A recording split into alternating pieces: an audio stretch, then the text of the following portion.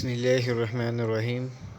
اللہ عز و جل کا فرمان عالی شان ہے، اے رسول صلی اللہ علیہ وسلم، لوگ آپ سے پوچھتے ہیں کہ اللہ کے راستے میں کس طرح خرچ کریں۔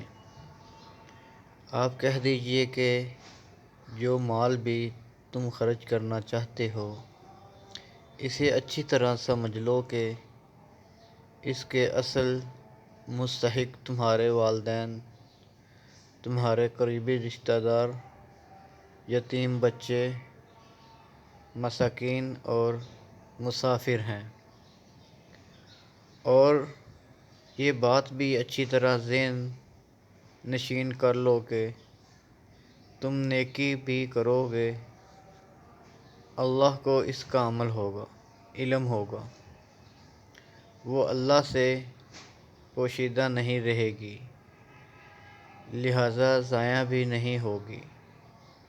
سورۃ البقرہ آیات نمبر 215۔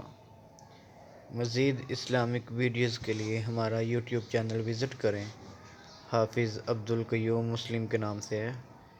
جزاک اللہ خیرا۔ السلام علیکم ورحمۃ اللہ وبرکاتہ۔